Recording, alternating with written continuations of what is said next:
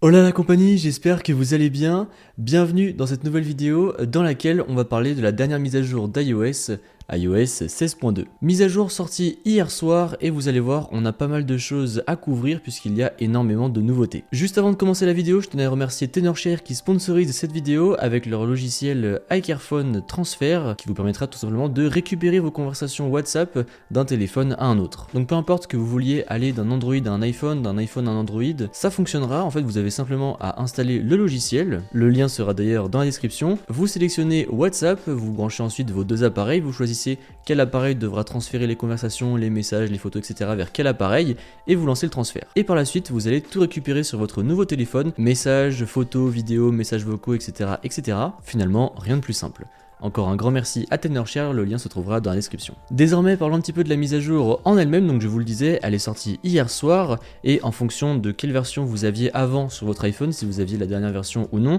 eh bien moi personnellement elle fait 1,29 Go. J'étais sous iOS 16.1.2 juste avant, mais j'ai vu des gens pour qui la mise à jour pesait jusqu'à 5 Go, donc ne soyez pas étonnés si la taille varie. Pour ce qui est de la version exacte du logiciel, comme d'habitude on va dans les réglages, on va dans général et ensuite on va dans information puis version d'iOS et ici on peut voir iOS 16.2 20C65 et comme vous pouvez le voir on a déjà un premier changement puisque là du coup on a écrit toutes les nouveautés de la mise à jour. Donc vous voyez on a Freeform, donc on y reviendra tout à l'heure, on a des nouveautés sur Apple Music, on a des nouveautés sur les SOS d'urgence et les satellites, des améliorations sur l'écran verrouillé et des correctifs apportés à l'iPhone. Et du coup je vous propose de commencer sans plus tarder avec les nouveautés de cette mise à jour, à commencer par l'écran de verrouillage. Déjà comme vous pouvez le voir désormais toutes les notifications, même lorsqu'on est en mode ne pas déranger, s'afficheront comme ceci, tandis qu'avant elles étaient toutes en bas et il fallait cliquer sur le ne pas déranger pour voir les notifications ou faire un swipe. Là désormais elles vont tout le temps être affichées comme ça, donc personnellement je suis pas trop fan, je préférais quand c'était masqué comme ceci, parce que là du coup ça fait un petit peu fouillis je trouve. Autre nouveauté par contre, désormais en termes de widget, donc si on fait personnaliser,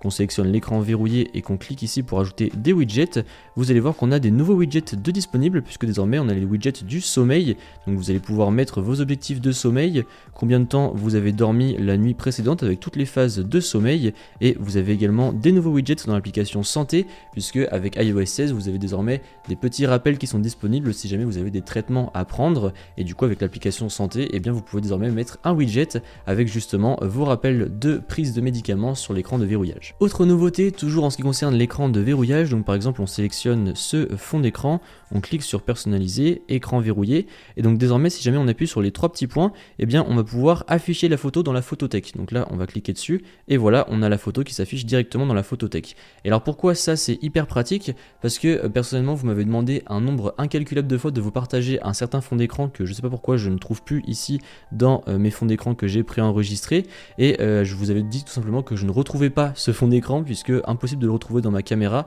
donc du coup désormais ça va être beaucoup plus simple justement avec le fait d'avoir ces trois petits points et de pouvoir le montrer dans la librairie. Autre très grosse nouveauté toujours en ce qui concerne l'écran de verrouillage, si vous allez dans les réglages, que du coup on sort de tout ça, qu'on va dans luminosité et affichage et par la suite on descend un petit peu, et donc là vous voyez toujours à l'écran il y a écrit désactiver puisque désormais on a carrément un petit onglet avec un menu pour ce qui va être l'Always On Display, tandis qu'avant on avait juste un petit réglage à cocher ou non, désormais on a carrément un menu dédié pour l'Always On Display, et donc là si on coche toujours à l'écran, on peut choisir d'afficher le fond d'écran ou non et d'afficher les notifications, ce qui du coup sera carrément plus pratique puisque ça va nous offrir un vrai Always On Display, dans le sens où du coup si on n'affiche pas le fond d'écran, eh bien on aura vraiment un écran noir et ce sera carrément mieux. Autre nouveauté désormais, nouveauté de sécurité, si jamais on se rend dans les réglages et que l'on clique ici sur son nom iCloud et qu'on reclique ensuite sur iCloud, on descend tout en bas et cette fois-ci vous avez protection avancée des données, chose qui n'était pas le cas avant puisqu'on n'avait pas tout ça, et en gros ici on nous explique que iCloud peut chiffrer vos données pour les protéger. Donc après je vous laisserai lire les petits textes en détail si jamais vous en avez besoin, et du coup ça implique pas mal de choses puisque par exemple ils disent ici que même en cas de fuite de données dans le cloud, et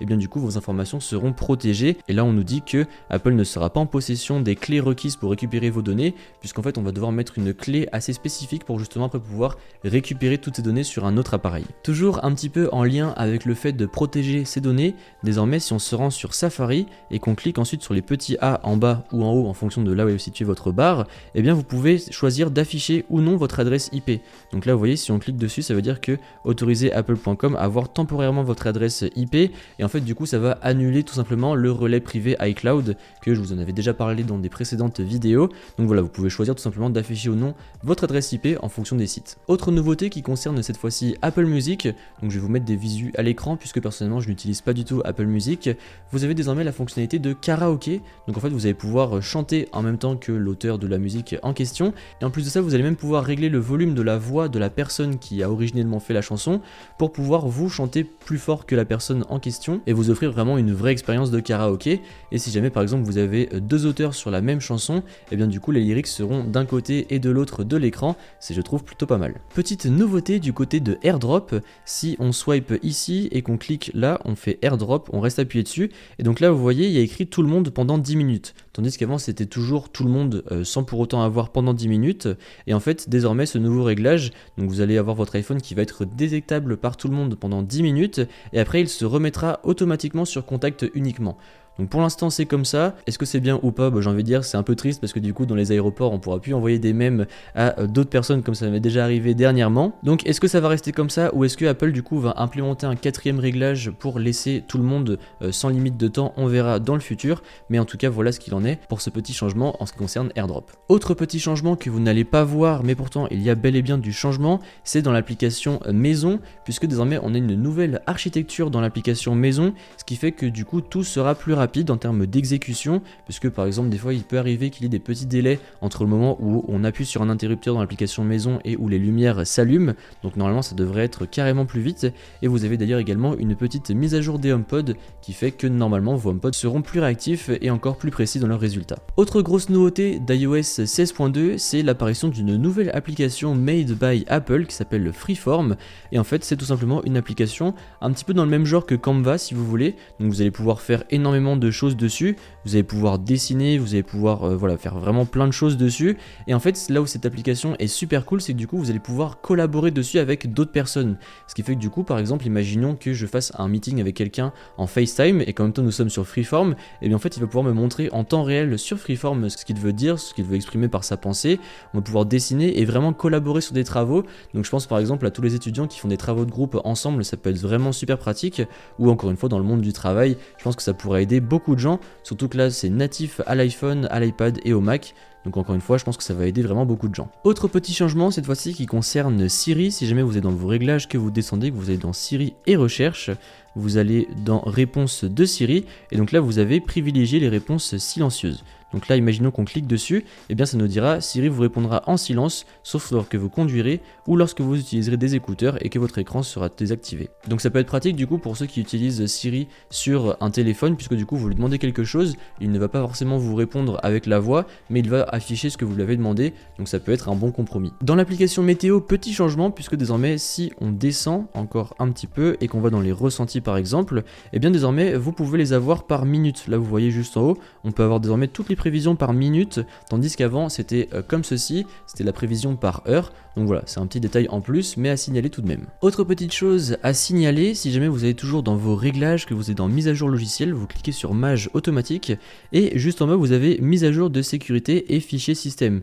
Donc après il y a écrit installer automatiquement les mises à jour de sécurité urgentes et les fichiers de système pour votre iPhone et les accessoires pris en charge. Donc en fait ça veut dire que du coup Apple va pouvoir installer automatiquement lorsqu'il y aura des petites mises à jour de sécurité à faire, pour éviter de vous faire installer une mise à jour complète on va dire, et bien ils peuvent directement faire une mise à jour de sécurité et fichiers système. Donc du coup je vous recommande de laisser ce paramètre activé, comme ça au moins vous êtes sûr que votre iPhone est toujours bien à jour en termes de sécurité, et ça pourrait éviter quelques fuites de données ou des petits piratages liés à certaines applications. En tout cas voilà pour cette mise à jour, donc vous avez pu le voir, on a eu pas mal de choses à couvrir, mais je suis content puisqu'on a quand même des choses assez utiles, comme le Freeform, l'Always On Display avec un écran noir, les patchs pour les mises à jour de sécurité uniquement. Donc voilà, encore une fois je suis vraiment super content de cette mise à jour, à voir si je vous fais un petit retour dans les jours à venir, voir ce qu'il en est pour ce qui concerne les bugs, en ce qui concerne les performances, la batterie, etc. Puisque finalement j'ai la mise à jour simplement depuis hier soir, donc du coup pour l'instant en termes de performance, de batterie, etc. je n'ai pas assez de recul, à voir si je vous fais un petit retour dans les jours à venir. N'hésitez pas à me dire ce que vous pensez de la mise à jour dans les les commentaires. Si jamais j'ai raté des petites nouveautés, bah, n'hésitez pas à me les transmettre également. Et puis comme d'habitude, n'hésitez pas à mettre un pouce bleu, à me suivre sur les réseaux sociaux, à vous abonner, etc. etc.